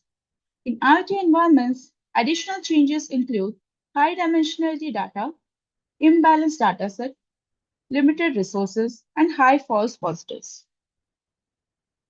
The main objective of this work are to design an intrusion detection system specifically tailored for IoT environments. Another key objective is to reduce of feature dimensionality so that only the most relevant features are used for model training. We also aim to improve detection accuracy while minimizing false positives, ensuring that the system can reliably distinguish between normal and malicious activities. Finally, the model is designed to be computationally efficient, making it suitable for real-time applications and resource-constrained IoT devices. We propose a hybrid machine learning-based intrusion detection system. It combines feature optimization techniques such as correlation filtering, mutual information, and recursive feature elimination. Additionally, we use ensemble learning by combining random forest, gradient boosting, and neural networks to improve detection performance. Now we come to the core of the project, the methodology. The process can be broadly divided into 5 phases, but for better understanding, we explain it in 7 detailed steps. Step 1 is data collection. We begin with data collection. We collect labeled IoT data containing both normal and malicious instances, which forms the base for training our model. Step 2 is data pre-processing. In this step, the data is cleaned to remove noise and missing values. Then, min-max normalization is applied to scale the data, and standardization is performed if required. This ensures all features are consistent and suitable for machine learning. Step 3 is hybrid feature selection. This is a crucial step in our methodology, consisting of 3 phases. First is correlation analysis. It measures linear dependency between features and removes redundant features. Then is mutual information. It measures the dependency between features and the target variable and captures nonlinear relationships. Then is recursive feature elimination, RFE. It is a model-based approach where we train the model, rank features, and remove the least important ones, and we repeat this process. We combine these 3 techniques to ensure that the selected features are non-redundant, highly relevant, and optimized. In step 4, it is model training. In this step, we train multiple machine learning models, including random forest for bagging, gradient boosting for boosting, neural network for deep learning. We use multiple models so that each can learn different patterns and characteristics from the data. Step 5 is ensemble learning. Here we apply ensemble learning using the majority voting technique. We combine predictions from all models, which improve robustness and reduces individual model errors. Step 6 is prediction. The trained system then makes predictions. 0 represents normal behavior and 1 represents an attack. Thus, the system classifies incoming data as either normal or malicious. Step 7 is performance evaluation. Finally, we evaluate the model using performance metrics. This helps us assess detection capability and ensure low false positives. We use multiple metrics to ensure both accuracy and reliability of the system. One of the key components of our model is hybrid feature selection. In this approach, we combine 3 techniques: correlation analysis, mutual information, and recursive feature elimination, as discussed earlier. This combination helps us in reducing dimensionality, improving computational efficiency, and ultimately enhancing the accuracy of the model. We use 3 models here: random forest, gradient boosting, and neural networks. Each model generates its own prediction, and these predictions are combined using a majority voting technique. The final output is based on this combined decision, which improves both accuracy and robustness. As a result, the proposed approach achieves better generalization, reduces false positives, and provides more reliable detection. This makes it highly suitable for real-world IoT environments compared to traditional methods. Coming to the results show that the proposed model achieved the highest accuracy of 98.7%, outperforming all other models used in the study. Traditional models like support vector machines and k-nearest neighbor show lower performance as they are not very effective in capturing complex patterns in IoT data. Random forest and gradient boosting perform better due to their ensemble nature, but their accuracy is still slightly lower than the proposed model. The main reason for this improvement is the use of an ensemble approach where multiple models are combined using majority voting. This helps in improving overall prediction accuracy and reducing errors. As a result, the model provides better generalization and more reliable detection, making it more suitable for real-world IoT environments. In conclusion, the proposed system achieves high accuracy while maintaining a low false positive rate, which is very important for reliable intrusion detection. The model is efficient in terms of computation scalable for handling large IoT data and well suited for real-world IoT environments where security is critical. Looking ahead, this work can be further extended by incorporating advanced techniques such as federated learning, which ensures data privacy, and explainable AI, which helps in understanding model decisions. Additionally, real-time adaptive intrusion detection systems can be developed to make the model more dynamic and responsive to evolving threats. Finally, deploying the system in real-world IoT environments will help in validating its performance and improving its practical applicability. Since I had a time constraint, I focused on covering the main points. I shall be happy to take up any questions. Thank you. Yeah, it was really a nice presentation. Have you tested your model on real-time data also? Sir, the thing is, we have not tested it in real-time model data, but we have used it on predefined data sets, which including attacks like bottleneck and DDoS. As for real-time environment, we still need to apply it in larger format to so that we can get a very big traffic. As it can only be tested with big traffics, we have focused on controlling the traffics that the system faces when a lot of requests come to the system. Okay, thank you from my side. Thank you, sir. I would like to ask who would benefit the most in your study?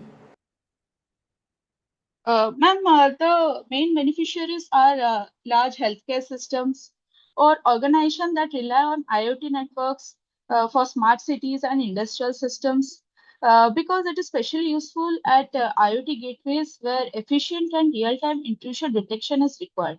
So the system will efficiently manage the incoming large traffics.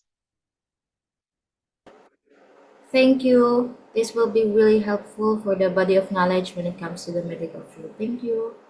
Thank you very much, ma'am. All right, our last presentation for today is by Esteban Gomez Torres, who will be presenting CAMSA, Context-Aware Mobile Systems with Agents, and Agenting Model-Driven Architecture. You may now begin your presentation.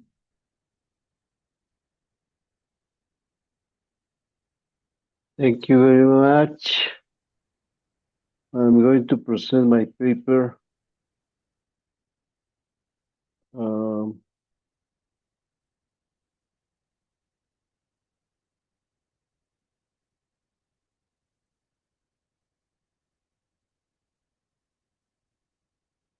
going to share my screen.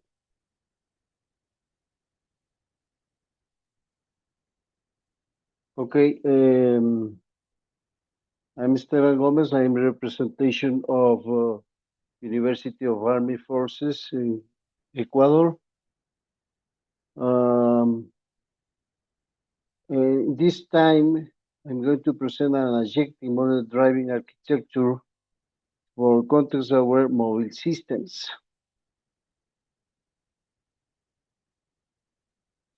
The problem is the statement.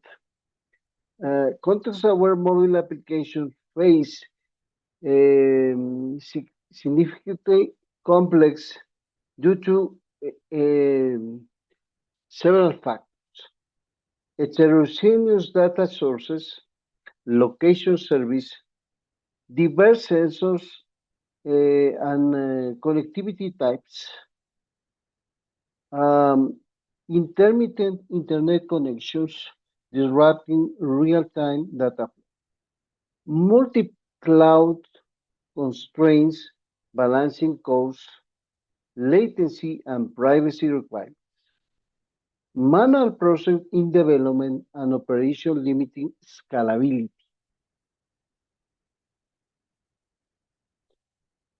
Proposed solution. CAMS agents extends model-driven development with intelligent agents for automation. It provides complete life cycle coverage, design, development, runtime, learning, emphasizing automation and adaptability for context-aware mobile systems. CAMS agents architecture. First of all, we have a design and code generation.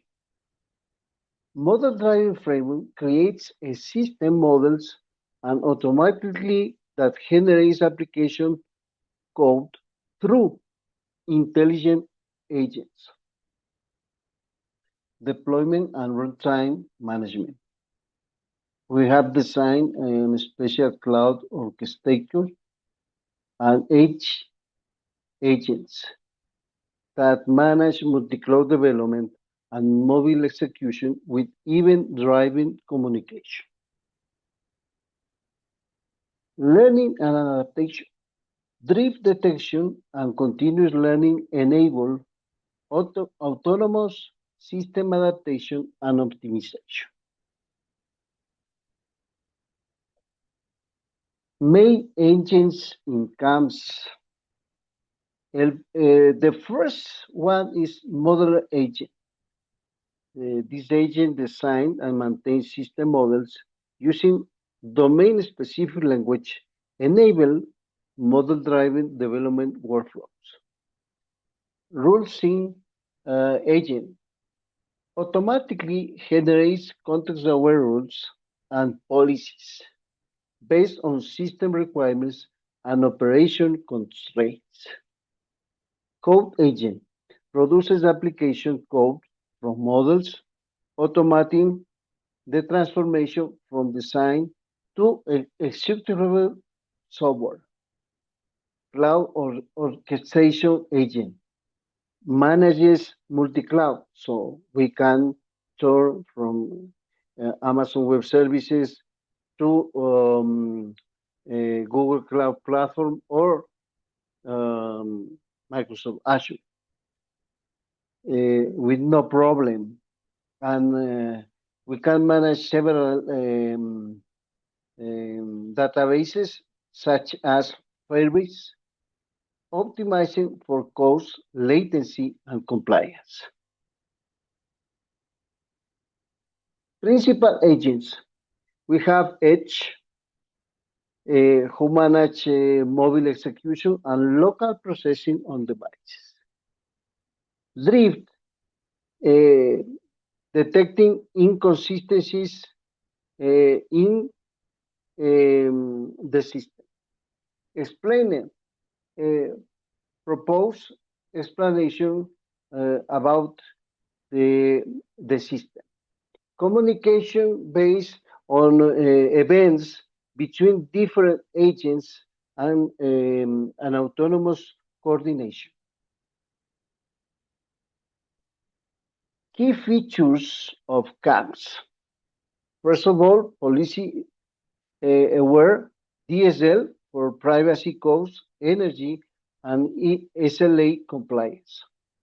Second, multi-cloud support for any cloud, and Firebase integration. Offline first execution for intermittent connectivity, and explainable system behavior via explainer agent. 5. Automate infrastructure as code deployment. We have tested in a case of study, for example, this is called vaccine cold chain logistics.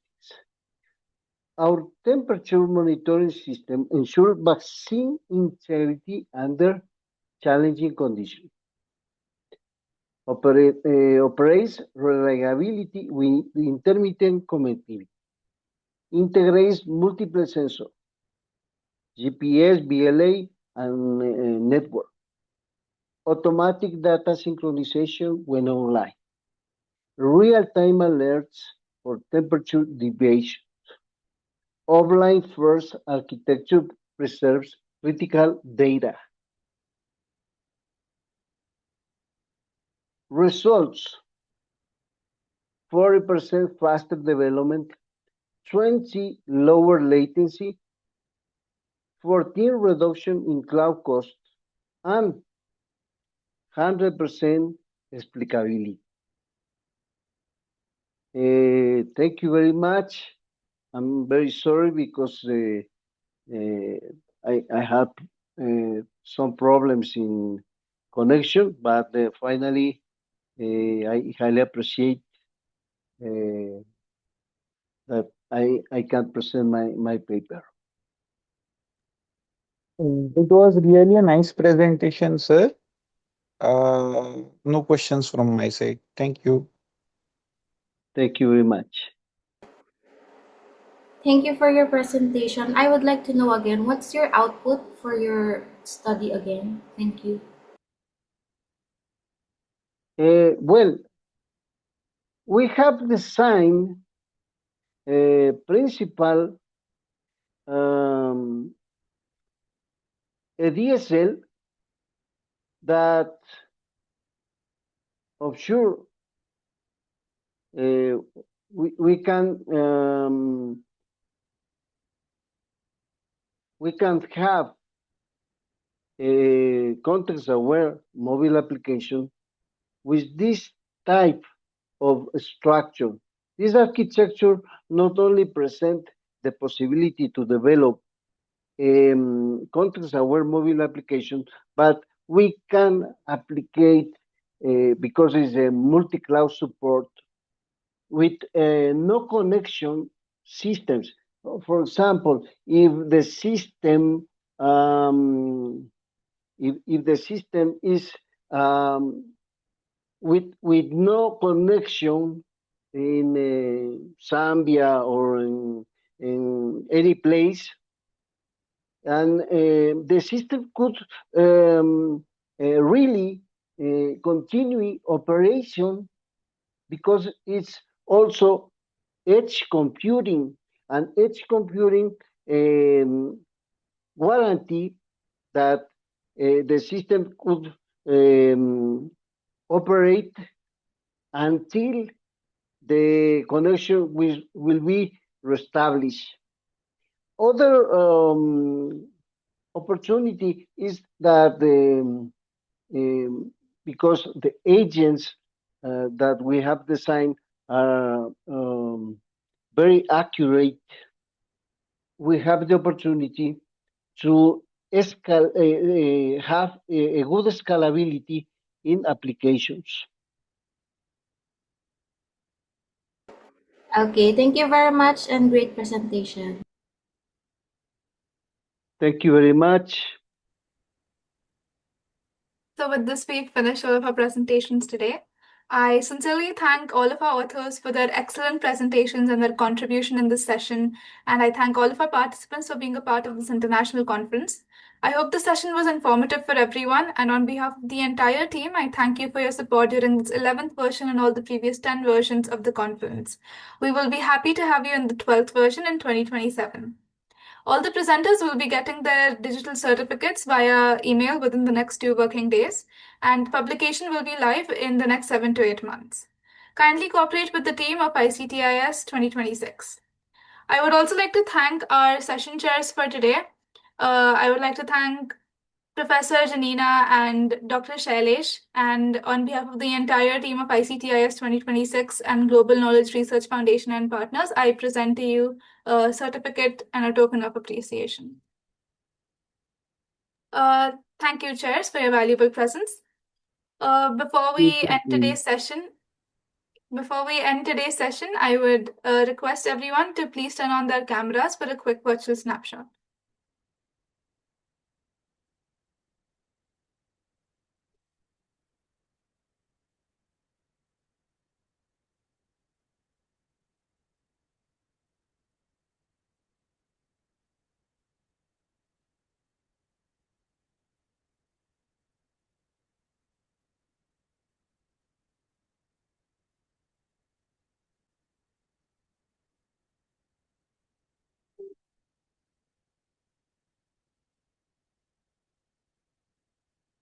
All right. Thank you so much, everyone. The session is now adjourned. Thank Thank you. you.